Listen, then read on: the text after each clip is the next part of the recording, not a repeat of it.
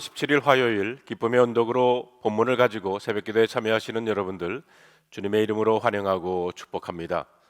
오늘 우리에게 주시는 하나님의 말씀은 시편 36편 5절로 12절에 있는 말씀입니다. 제가 세 번역으로 읽겠습니다. 주님의 한결같은 사랑은 하늘에 가득 차 있고 주님의 미쁘심은 궁창에 사무쳐 있습니다.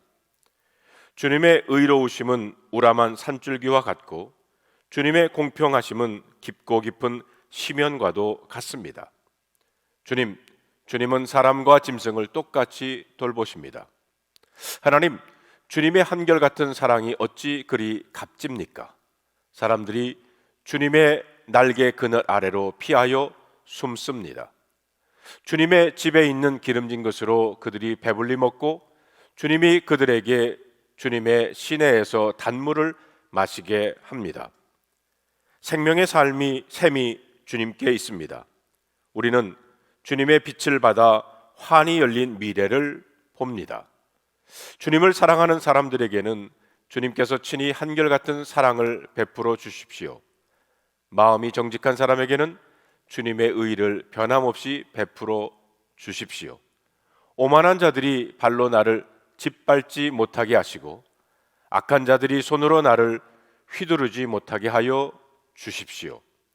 그때에 악을 일삼는 자들은 넘어지고 넘어져서 다시는 일어나지 못한다.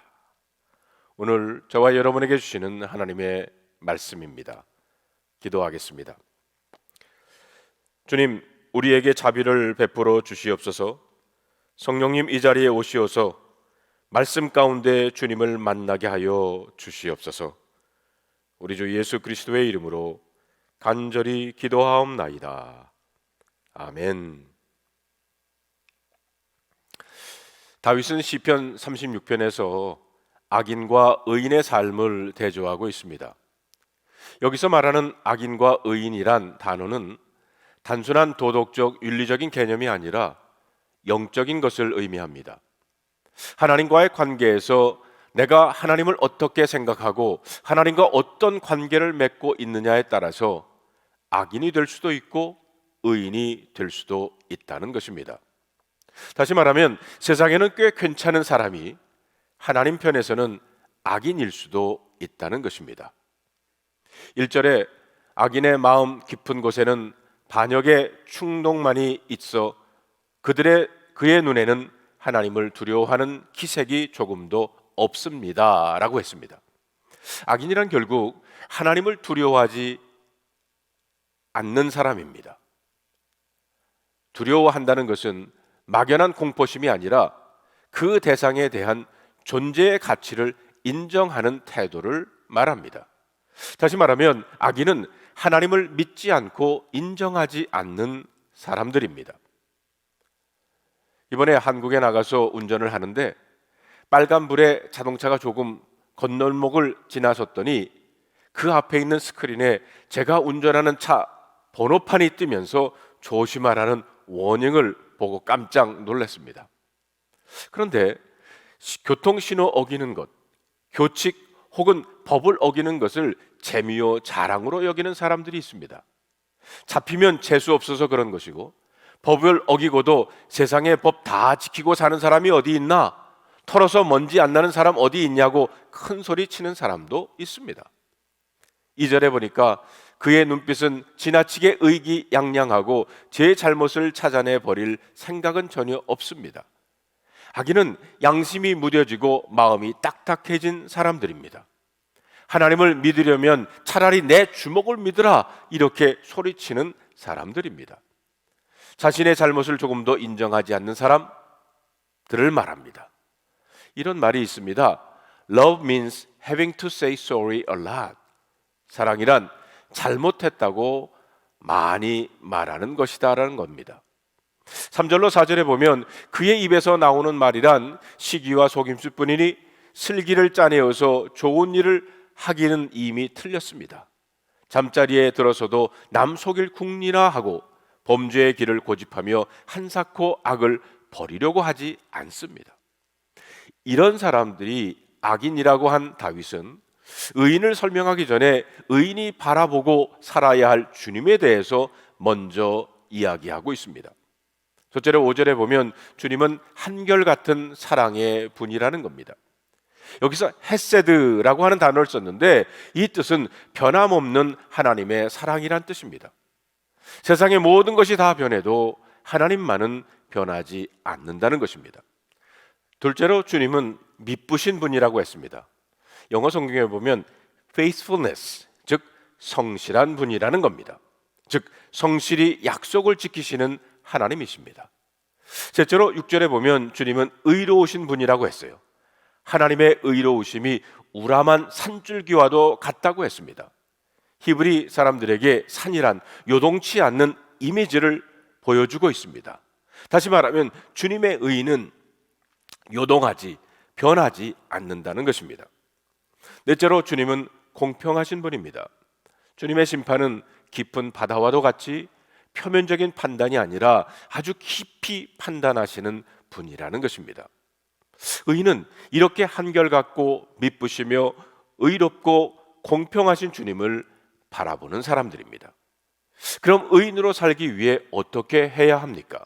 7절에 보니까 하나님, 주님의 한결같은 사랑이 어찌 그리 값집니까? 사람들이 주님의 날개 그늘 아래로 피하여 숨습니다. 주님의 날개 그늘 아래 있어야 한다는 겁니다.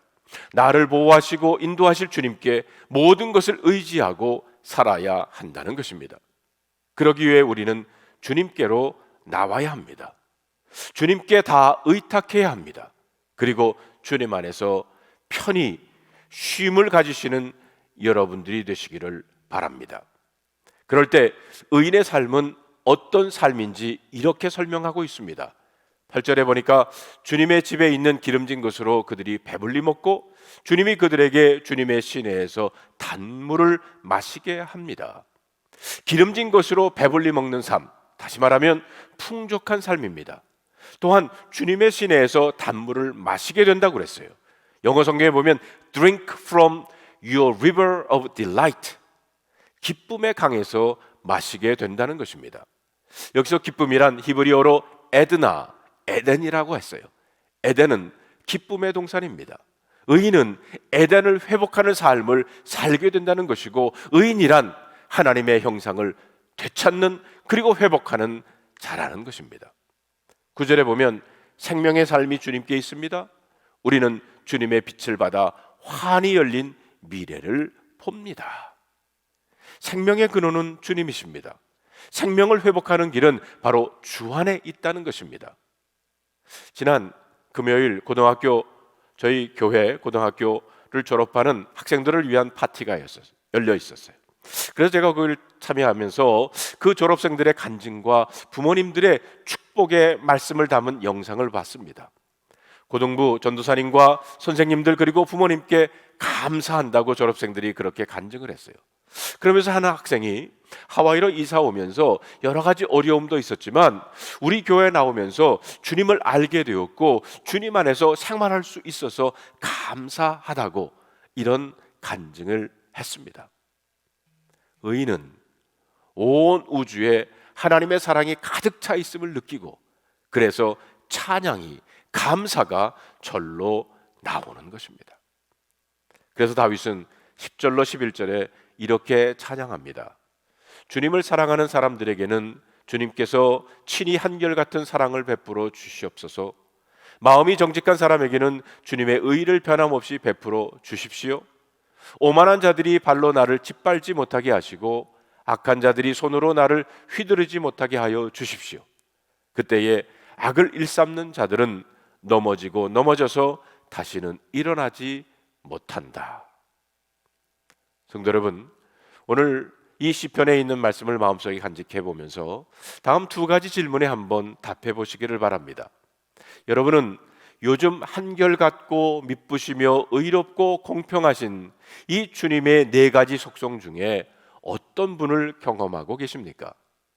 둘째로, 여러분이 생각하는 의인의 삶과 시편 36편의 의인의 삶이 다른가요? 다르다면 어떻게 다릅니까? 기도하겠습니다. 주님, 다윗이 주님의 그늘 아래 쉼을 갖기를 원했습니다.